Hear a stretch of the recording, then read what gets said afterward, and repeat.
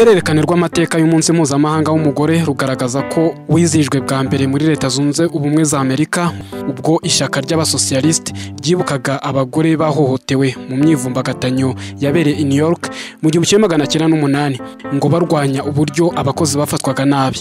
Mu 1911 hari tariki ya 19 z'ukwezi kwa gatatu mu bihugu nka Denmark, Ubusuwisi, Ubudage na Australia abantu barenga miliyoni biganjemo abagore barihuje batora bumwe mu burenganzira bw'ibanze bw'umugore, bashyiraho ibiro by'amashyirahamwe abarengera, banasaba ko ivangura rikorerwa abagore ku kazi ryahagarara.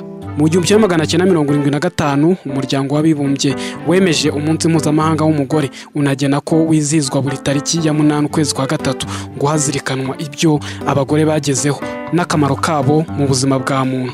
Gusa ntibyabujije ko hamwe na hamwe abagore n'abakobwa bakomeza guhezwa muri gahunda zitandukanye, ibintu ngo bibadindiza mu mibereho bikanagira ingaruka ku iterambere ry'ibihugu. Mu kwezi kwa 8 umwaka wa 2016 agashami k'umuryango w'abibumbye gatsura iterambere UNDP katangaje ko buri mwaka Afurika itakaza miliyari zisaga $100 z'amadolari mu guhangana n'ibibazo by'ubukungu, imibereho n'ubuzima kubera kutubahiriza uburenganzira bw'abagore n'abakobwa.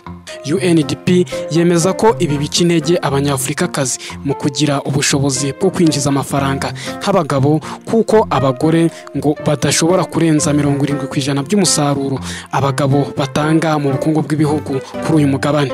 Amateka y'u Rwanda agaragaza uburyo bimwe muri ibi bibazo byanageze ku mibereho y'umunyarwandakazi. Hatanga urugero rw'igihe cy'abakoloni ubwo imibereho y'abaturage yavaga mu gushingira ku mutungo w'ibintu ugashingira ku mafaranga n'akazi gatanga umushahara.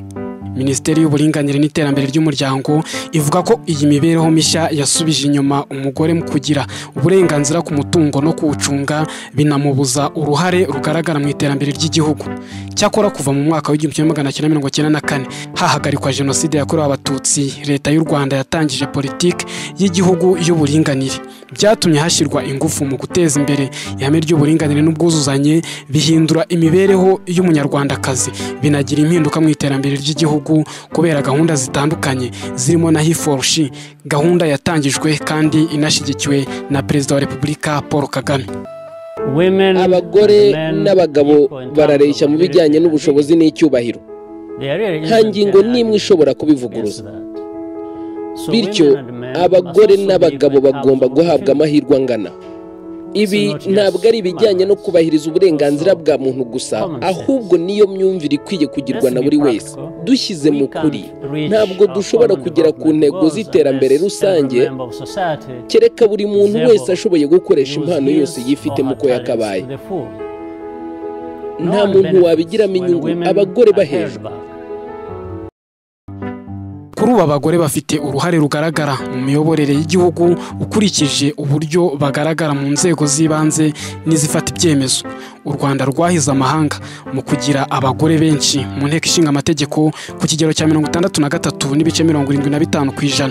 Komisiyo y'igihugu y'amatora ivuga ko mu matora y'abayobozi b'inzego z'ibanze mu mwaka wa 2015 yasize abagore batowe ku kigero cya 43.9% mu nama njyanama z'imidugudu, 45.1% mu mirenge na 43.2% mu nama njyanama z'uturere. Ni amatora kandi ngo yasize mu turere 30 abagore 3 batorewe kuyobora uturere, 23 batorerwa kuba abayobozi bungirije bashinzwe imibereho myiza, abandi 5 batorerwa kuba abayobozi b'uturere bungirije bashinzwe ubukungu. Nidushaka tugaruke ejo bundi twiyamamaza, umubare munini wari gusanga ari w'abagore barimo biyamamaza rwose. Umugore akiyamamaza umugabo akavuga ati abagore birakomeye. Kwiyamamaza rero najye bikwereka ubushobozi n'icyizere umuntu yifitiye. Icyo ni icyambere. Icya kabiri nuko noneho bageze no kuri rwa rwego rwo kuvuga ngo ntabwo giyewe ndeba kuri ya myanya itegeko nshinga ringenera gusa 30%. Ashobora kuba yakwiyamamaza akabona umujyanama rusange. Rero muri Kayonza harimo ibyo byiciro muri umvikana, hari abagore bize, abize barakora, barashakisha imibereho nk'abandi. Twavuga nk'ahangaha hari moteri iri imbere yacu icunzwe n'umugore, banks ziri ahangaha inyinshi zirimo abagore. Ibyo byose bikwereka yuko babagore nabo ubwabo icyizere kirahari.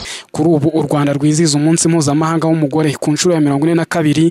Leta yahisemo insanganyamatsiko igira iti: Munyarwandakazi komeza usigasire agaciro wasubijwe.